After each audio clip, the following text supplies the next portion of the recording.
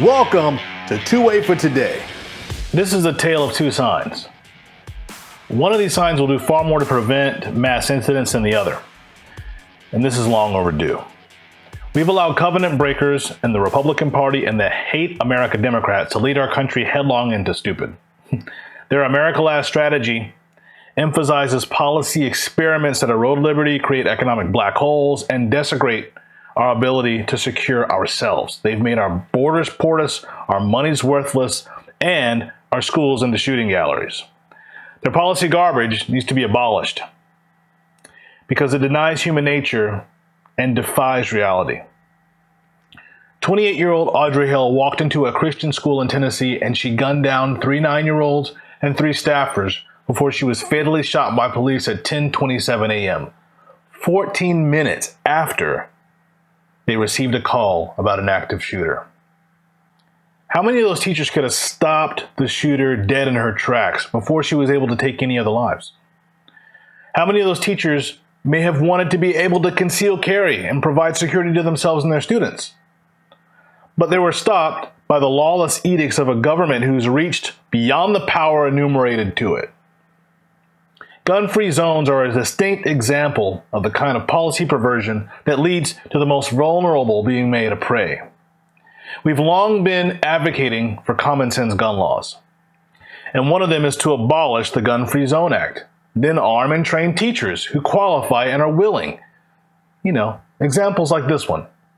At this parochial school in New Mexico, many of the teachers carry guns, just in case. Show me your weapons and tell me what they are. 45, sir. 45? I'm Assistant Pastor. This is a 45. Yes, Director of Security, 45. The pastor carries a 45 in a case that looks like a Bible. The principal is also armed with a .38 semi-automatic pistol. How many of you feel safer knowing that your teacher has a gun? All of you. Another massive issue in our culture is that poor mental health in children is not cured by the use of psychotropic drugs. Actually, the psychotropic drugs are a consistent feature in the lives of those who cross the wall of frustration and commit mass shootings. Couple that with testosterone and hormone therapies, that's a cocktail that is fit for destruction and disaster. It's time for our electeds, to stop clamoring for gun laws that will only make the vulnerable more vulnerable by stripping them of their ability to defend themselves and their neighbors. They need to have some citizen-involved commission to study the role that psychotropic drugs play in destabilizing inhibitors that enable people to separate fantasy from reality. I talked about some of these issues in one of my recent Two-Way for Today programs. So today, on Two-Way for Today, I'm going to replay a bit of that show for you all to share with your family and friends so that we can truly try to solve some of these issues. Sheila Matthews is co-owner of Abolish, a national parents' rights organization which is dedicated to protecting full informed consent and the right to refuse psychiatric services.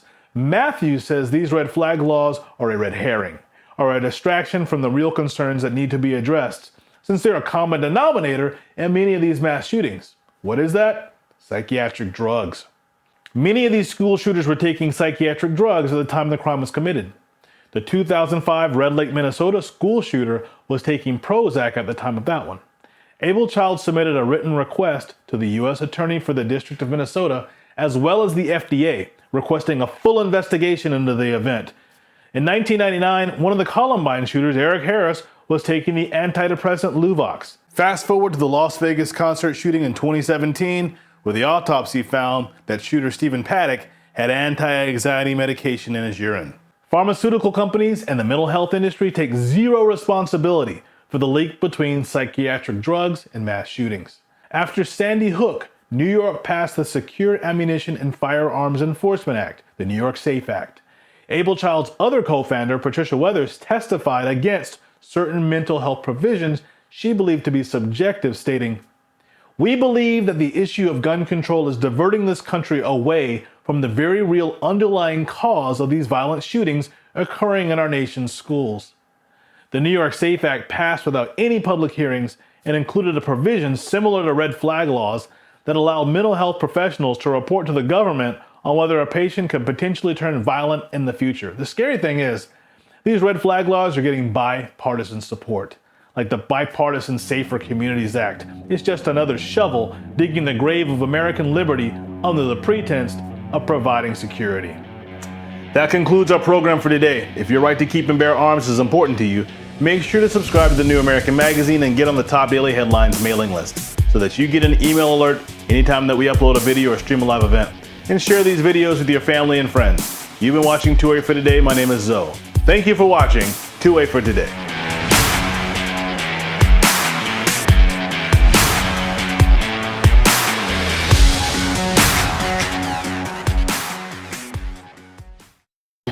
They say I'm part of a global plan. I don't think so. It's too hot, it's too cold. You know what? The weather changes. Here's the news, Dad. Nope. It's hard to tell what's real and what's fake these days. Ditch the fake news and always get the truth. Go to thenewamerican.com.